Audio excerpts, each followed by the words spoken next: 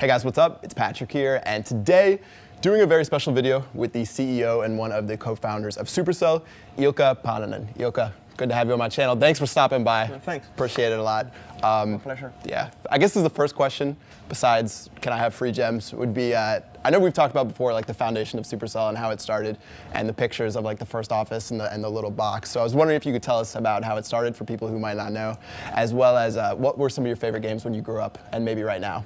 Right. So we started a bit more than 4 years ago. Yeah. And the goal was really simple. We just wanted to build the best possible home for the best game developers. So there's just a great creative environment where these best developers could focus the thing that they love to do, and just, of course, to develop great games. And as for my favorite games in the past, so I was a big kind of a PC gamer in the 90s. So, The flip phone and Tetris. yeah. And I grew up like playing like the games from Sierra Online, games that you may not even remember, like Police Quest, Space Quest, these types of games. A huge fan of simulation games, so SimCity, love the Sid Meier stuff. SimCity. Civilization, the original one. What else? I love the games from Lucasfilm. Okay. Secret of the Monkey Island, X-Wing. I haven't heard of that one. Secret of the Monkey Island. Check it out. The best adventure game ever. Okay, nice. And what else? And of course, then the RTS games. So the original one, Dune 2, Warcraft, and Command and Conquer, and so on. Nice, cool.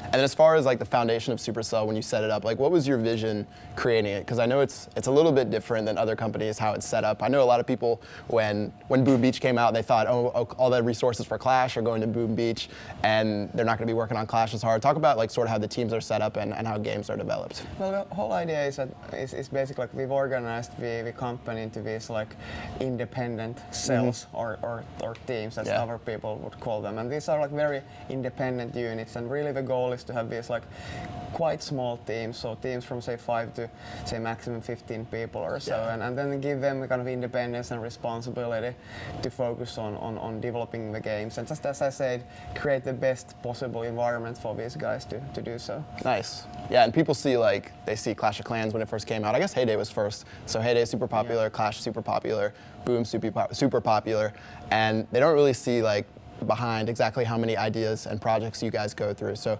tell me a little bit about like when you guys develop games, what sort of process do they go through, and exactly like how many times you guys have popped the champagne whenever the games go down or whatever. Well, first of all, there's very little process. I mean, that's one of the foundations that the company has been built on. So we wanted to like remove as much of the process as possible, have as little rules as possible, as little management as possible, and trust people and trust their common sense and give them that responsibility.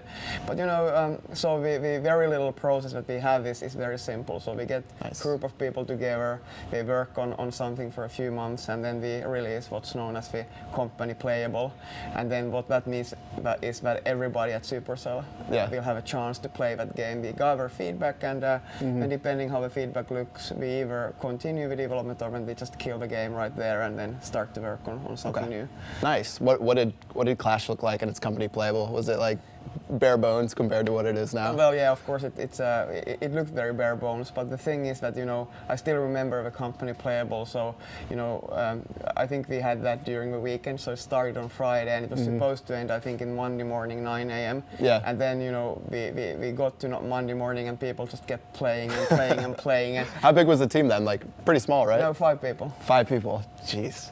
That's insane. Yeah. That's so cool though. Is there anything promising coming out now? Obviously no specific details or anything like that. Well, but there's various kinds of prototypes that we are working on, and some of them are very excited about. But but I think if there's one thing that we learned about the games business, that it's extremely hard to kind of forecast and plan, and you never know what game will be a hit and what doesn't. And I guess the most important thing for us is that we have to feel proud of the games that we put out, and we want to of course always aim higher and keep the quality bar as high as we possibly can. Sweet.